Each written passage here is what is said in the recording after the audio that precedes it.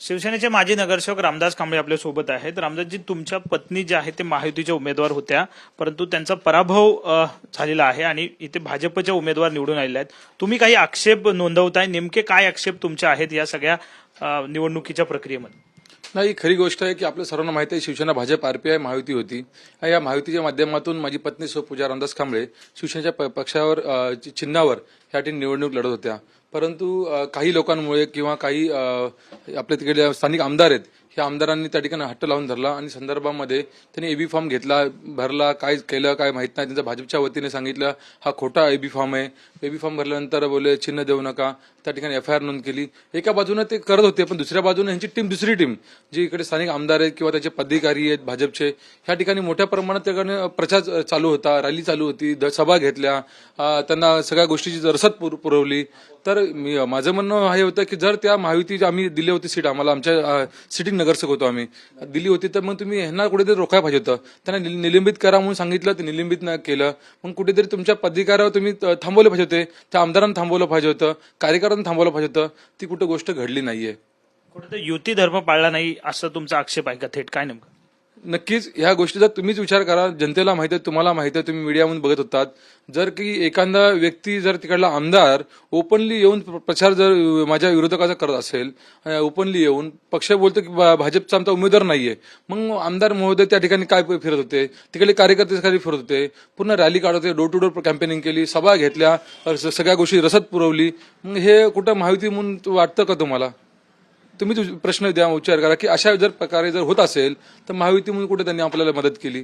आणि ही सीट हक्काची सीट होती, शिवसेने धनुष्यबाणाची हक्काची सीट. या संदर्भात मी माझ्या वरिष्ठांना, माननीय आमचे राहुल शेवाळे साहेब आहेत, माननीय आपले एकनाथजी शिंदे साहेब, या संदर्भात मी त्यांना सांगितलं. तर त्यांच्या परीने त्यांच्यापर्यंत त्यांनी वरिष्ठांशी बोलणं केलं. पण वरिष्ठांशी बोलत करत असताना आम्ही त्यांना सपोर्ट करत नाही असं वारंवार सांगत होतं. आणि निलंबित करा तर आज करू, उद्या करू, परवा करू करता करता ते पूर्ण इलेक्शन गेलं. त्या पद्धतीनं एबी फॉर्म जो आहे तो डुप्लिकेट लावला गेला अशी एक माहिती समोर आली होती. तेव्हा तुम्ही अमित साटम यांची भेट घेतली होती, त्यानंतर काय भेट झाली आहे का अमित साटम? नाही, अमित साटम साहेबांशी मी भेट घेतली. त्यांनी सांगितलं नाही, आपण महायुतीचे उमेदवार तुम्हीच आहेत आणि ह्या संदर्भामध्ये आम्ही आमची पक्षाला कळवू सगळ्यांना. तर तसं त्यांनी सांगितलं होतं. परंतु तिथे पुढे नंतर काय मला ते आचरणामध्ये दिसलं नाही. कारण का तीच भाजपची टीम, त्यांची इकडली स्थानिक, ती त्यांना मदत करत होती. माननीय आमदार प्रसाद लाड साहेब मला मदत करत होते महायुतीचा धर्म पाळण्यासाठी. पण शेवटच्या क्षणी मला असं बाहेरून कळतंय, साहेबांशी माझं बोलणं झालं नाहीये, की त्या ठिकाणी बीजेपी मेसेज आला होता त्यांना की आपण त्या ठिकाणी कमला मदत करा. असं अजून साहेबांशी बोलणं झालं, पण बाहेरून कळतं मला. पण त्यामुळे शेवटच्या क्षणी पूर्ण भाजप त्या ठिकाणी कामाला लागली होती. कुठेतरी तो भाजपचा उमेदवार नाही असं दाखवलं गेलं आणि त्यानंतर त्याला मदत भाजपनेच केली असा सगळा प्रकार घडला. नाही, जवळपास 70% 80% लोक हे स्टार्टिंग पासून त्यांच्या बाजूने फिरत होते, पक्षाचं काम तिकडे ओपनली करत होते, डोर टू डोर. तुम्ही फेसबुकला बघा, व्हिडिओ असतील तुमच्याकडे काही. मग त्या ठिकाणी माझं म्हणणं होतं की ठीक आहे, त्याला तुम्ही अपक्ष लढवली चाललं असतं मला, बरोबर. मग ठीक आहे, चिन्ह पण गेलं, काय त्यांनी दगाफटकी गेली, चिन्ह केलं. परंतु त्या ठिकाणी तुम्ही कार्यकर्ता का थांबवलं, त्या ठिकाणी आमदार महोदयानं का थांबवलं? म्हणजे तुम्ही त्या ठिकाणी आमच्या हक्काची सीट, ह्या ठिकाणी शिवसेनेची सीट एक गेली, आमची शुअर येणारी सीट गेली आमची.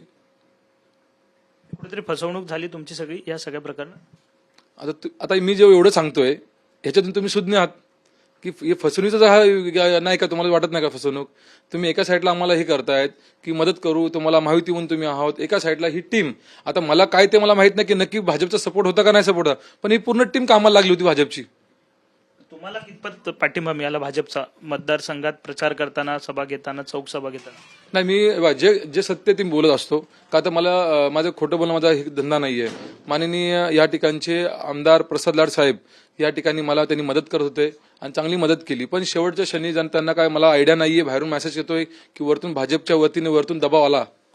साहेबांनी सांगितलं ना, अजून पण बाहेरून कळतं मला दबाव आला. त्यानंतर पूर्ण भाजप या ठिकाणी लास्टला बॅकफुटवर गेली.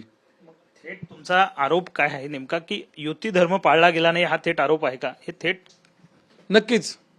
ह्याच्यावरून तुम्ही सांगा मला की मी बघा, एवढे तरी सांगितल्यानंतर एक कॉमन मॅन पण सांगेल की युती धर्म पाळला का नाही पाळला. म्हणजे तुम्ही ही लढाई आपसामध्ये लढाई नव्हती. मी उभा राहिलो ते आपसामध्ये लढण्यासाठी उभा नव्हतो राहिलो. मित्र पक्षाने दगा दिलाय. नक्कीच. सांगता येईल का? कारण मित्रपेक्षा या ठिकाणी भाजपचे जे वरिष्ठ पदाधिकारी इकडले आमदार आहेत. आता मला अजून मी कन्फ्युज आहे की एका साईडला भाजप बोलतो आम्ही मदत करत नाही आणि पूर्ण फौज या ठिकाणी तिथे पाठवली. धन्यवाद. साहजिकच आहे, आपण जर पाहिलं तर रामदास कांबळे आपल्या सोबत होते. त्यांनी म्हटलेलं आहे की मित्र जो आहे भाजप पक्ष जो आहे त्यांनीच कुठेतरी त्यांची फसवणूक चालल्याचा आरोप ते या ठिकाणी करताना आपल्याला पाहायला मिळतं. आणि ज्या पद्धतीने ही निवडणूक झाली त्या निवडणुकीमध्ये एबी फॉर्मचा जो आहे तो गोंधळ सुद्धा आपल्याला पाहायला मिळाला होता. आणि त्यानंतर दत्ता केळुसकर यांच्या पत्नी जे आहे ते या ठिकाणी विजयी झालेले आहेत आणि रामदास कांबळे यांच्या पत्नीचा पराभव झालेला आहे. त्यामुळे युती धर्म या ठिकाणी सुद्धा पाळला गेला नाही असा आक्षेप जे आहे ते त्या ठिकाणी घेताना पाहायला मिळतात. कॅमेरा रोहन पवारसह विनायक डावरुंग, TVN मराठी, मुंबई.